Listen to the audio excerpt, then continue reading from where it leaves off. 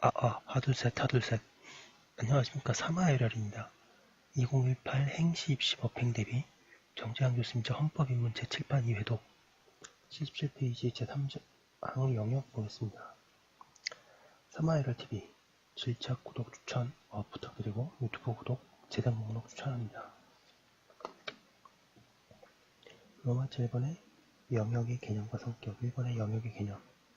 영역이란 한 국가가 배타적이고 독점적으로 지배할 수 있는 78페이지 힘이 미치는 공간을 의미한다. 영역을 지배할 수 있는 이러한 힘은 주권의 한 내용으로서 원래 영토국권 내지 영역권이라고 불러왔다. 2번에 영역의 성격, 영역의 원전성. 영역의 의미는 단순히 한 국가와 다른 인접 국가와의 지역적 관계라는 물리적 의미만을 가지는 것이 아니다.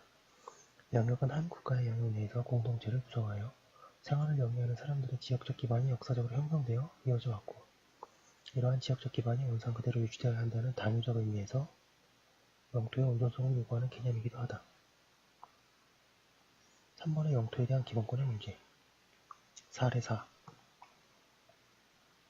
독도를 중간 수역으로 정하여 독도에서 일본 어민들의 어로사가를 허용하는 것을 내용으로 하는 한일어업협정이 체결된 데 대하여 한국 어민 A는 한일어업협정이 우리나라 영토권을 침해할 수 있음을 이유로 헌법소원심판을 청구하였다. 영토권이라는 기본권이 인정될 수 있는가? 국민의 기본권으로서 영토권을 인정할 수 있는가 하는 문제에 대해서 우리 헌재는 한일어업협정 사건에서 헌법소원의 대상인 기본권의 하나로 간주할 수 있다고 판시한 바 있다. 로마자 2번에 영역의 구성과 범위의 변경. 1번에 한국의 영토조항, 한국의 영역의 범위. 현행헌법 제3조는 대한민국 영토는 한반도와 부속도서를 한다라고 규정하고 있다. 한반도 전역이 우리 영역이므로 이북지역에도 우리의 주권이 미치는 지역임을 분명히 하고 있다. 이 조항은 앞서 언급한 대로 우리 영역의 온전성을 의미하는 것이기도 하다. 79페이지 2번의 영역의 구성과 범위. 영역은 영토, 영해, 영국으로 이루어진다. 우리 헌법 제3조는 영토라고 하나 이는 영역이라고 보아야 한다. 영해, 영국은 영토에 종속되어 있다고 보기에 영토라고 표기한 것이다. 방가 1번의 영토. 영토는 국가의 주권, 지배권이 미치는 토지의 범위를 말한다. 다른 나라와의 경계를 국경이라고 한다. 영토에 대한 국가의 지배권은 토지의 평면은 물론이고 지하에도 미친다. 영토에 관한 그 범위를 헌법에 명시하고 있는 나라도 있고 명시하지 않은 나라도 있다. 양가 1번에 영해, 영해란 국가의 주권, 지배권이 미치는 바다, 즉 육지에 접해있는 바다의 범위를 말한다. 영해의 범위에 대해서 종래 나라마다 3해리, 6해리, 12해리, 200해리 등이 주장되고 있고 제3차 유엔 해양법에 의해서 오랜 협상 과정을 거쳐 1982년 12월 10일 채택, 1994년 11월 16일 발효되었고 1996년 우리나라에도 가입한 해양법에 관한 국제협약, 참고로 국제법 공부하시는 분들이 이게 매우 중요한 것이고 참고하셔야 됩니다. 3조는 영해 폭에 관한 모든 국가는 이 협약에 따라 결정된 기선으로부터 12해리를 넘지 아니하는 범위에서 영해의 폭을 설정한 권리를 가진다고 규정하여 12해리 원칙을 확립하고 있다. 우리나라의 영해 및 접속수역법 제1조도 동일한 내용을 규정하고 있다.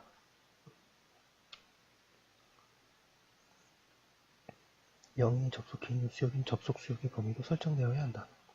해양법에 관한 국제연합협약 제3선조는 연합국은 관세, 재정, 출입국 관리 또는 위생에 관한 법령 위반을 방지를 위하여 접속수역을 둘 수 있도록 하면서 그 범위 한계선을 영해 기선으로부터 24해리 이내로 설정하고 있다. 우리나라의 영해 및 접속수역법도 동일한 내용을 규정하고 있다.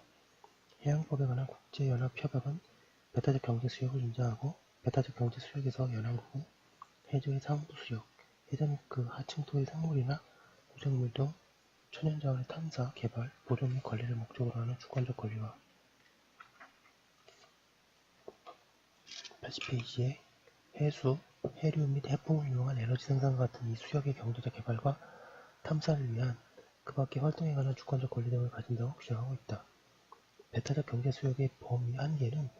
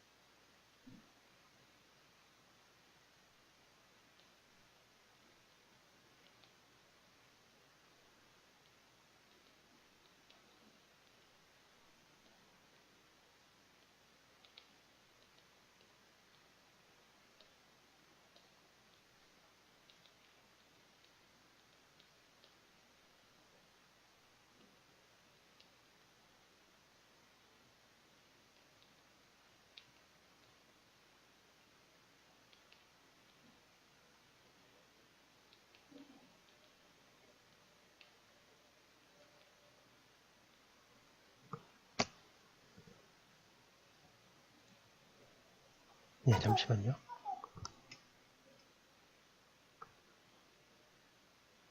베타적 경제 수역의 범위 한계는 0의 기선으로부터 200캐리를 넘을 수 없도록 규정하고 있다.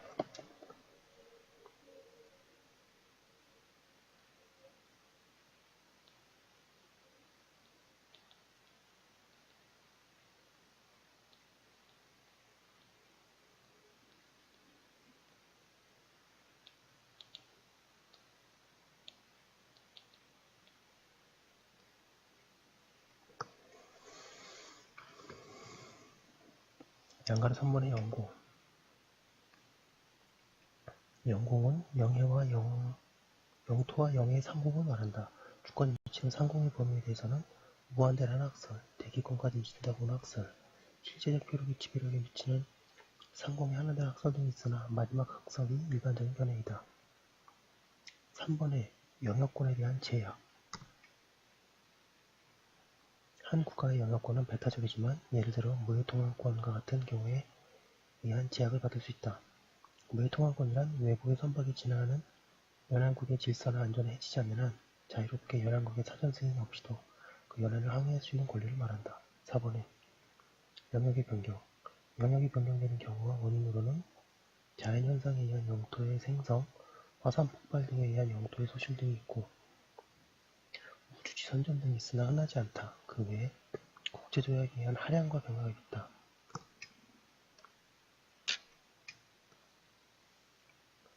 할양이란 한 국가가 영역권을 다른 나라에 양도하는 것을 말한다. 병합은 한 국가가 다른 국가의 영토 전부를 양도하여 국가로서의 존립을 잃게 되는 경우이다.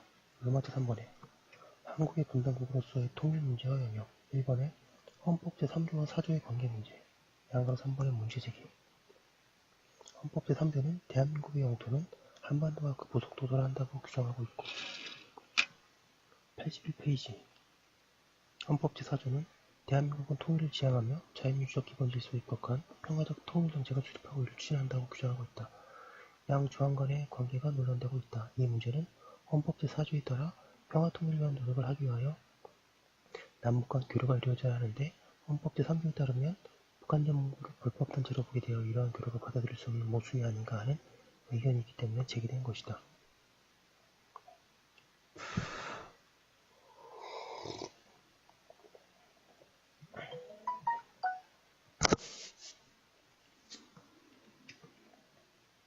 양가류의 학설. 이 문제에 대한 학설은 동그라미 1번 헌법 제3조가 우위를 가진다고 보고 한반도 전역에 대한민국 헌법의 효력이 미치고 북한 지역은 불법단체가 점거하고 있다고 보는 3조 우위설. 동그라미 2번 오늘날 남북 간 교류와 유엔동시 가입의 현실에 부합되기 위해서는 통일조항을 헌법 제4조가 우선한다고 보아야 한다는 제4조 우위설. 동그라미 3번 헌법 제3조와 4조를 조화롭게 해석해야 한다는 조화설도가 나누어지고 있다. 양가로 3번의 사견. 헌법 제3조와 4조는 상호 모순되는 조항으로 볼 것이 아니라 조화적으로 해석해야 할 것이다. 왜냐하면 헌법 제3조와 영토조항은 물리적 영역뿐만 아니라 영토의 온전성이라는 의미를 가지므로 분단을 부정하고 통일을 지향하는 규정이며 헌법 제4조도 통일의 방식을 규정하고 있으므로 양 규정의 지향점이 같다고 볼 수 있기 때문이다. 즉 헌법 제3조는 분단을 부정하고 우리 영토의 온전성과 통일지향의 헌법적 의지를 명시한 것이고 헌법 제4조는 통일이라는 과제를 확인하고 통일의 방식을 규정한 것이므로 상호 모순되지 않는다.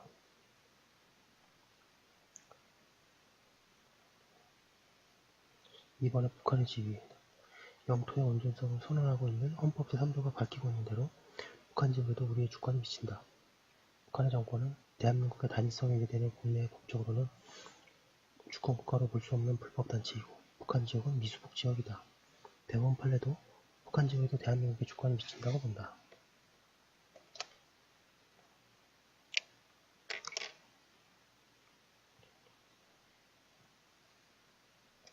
대법원은 북한이 평화적 통일을 위한 대화 협력의 동반자임과 동시에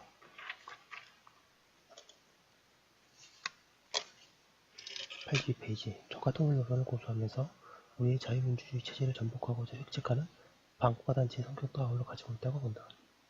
헌재의 판례도 동일한 취지의 판시를 한 바 있다. 북한도 유엔에 가입하였다고 하더라도 우리 법상 국가로 볼 수 없고 남북 사이의 화해와 불가침 및 교류협력에 대한 합의서에 대해 이를 조약이 아니라 공동성명 내지 신사협정 정도로 받아들이는 것이 헌재와 대법원의 입장이다. 3번의 평화통일주의, 양가 배분 헌법 규정.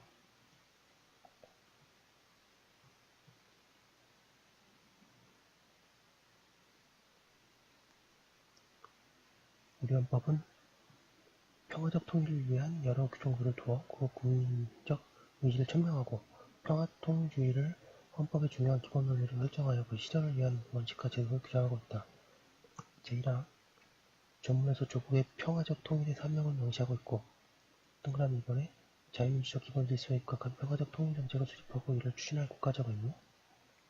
동그라미 3번 대통령의 평화적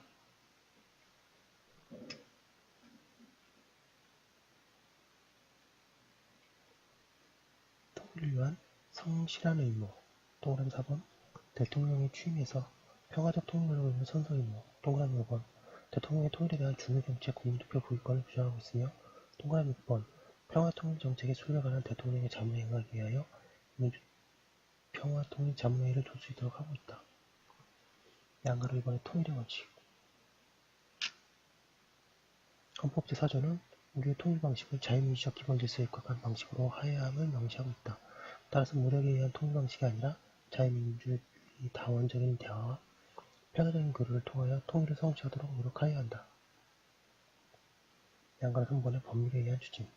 평화적 통일 추진을 위한 법률로 남북관계 발전에 관한 법률이 있다. 이 법률은 대북정책의 법적 기조를 설정하는 법률로서 특히 남북간 합의서의 법적 실효성을 부인함으로써 남북관계의 안정성과 일관성을 확보하고 남한과 83페이지 북한의 기본적인 관계, 국가의 책무, 남북회담 대표의 임명 및 남북합의서의 체결 기준 등에 관한 사항을 규정하고 있다. 남북 간의 상호 교류와 협력을 촉진하기 위하여 필요한 사항을 규정함으로써 한반도의 평화와 통일에 기여함을 목적으로 하는 남북교류 협력에 관한 법률이 있다. 남북교류와 협력을 목적으로 하는 행위에 관해서는 동법의 목적 범위 안에 다른 범위를 우선하여 동법을 적용하는데 남북한 왕래 시 통일부 장관의 증명서 소지, 남북한 주민 접촉 시 통일부 장관의 사전 신고, 남북교류 협력을 촉진을 위한 통신정보의 제공 등을 규정하고 있다. 하고 있고요. 영역에서는 통일 관련된 것이 제일 중요한 것 같습니다. 여기까지 한 걸로 두고 오늘 여기까지 하도록 하겠습니다. 감사합니다.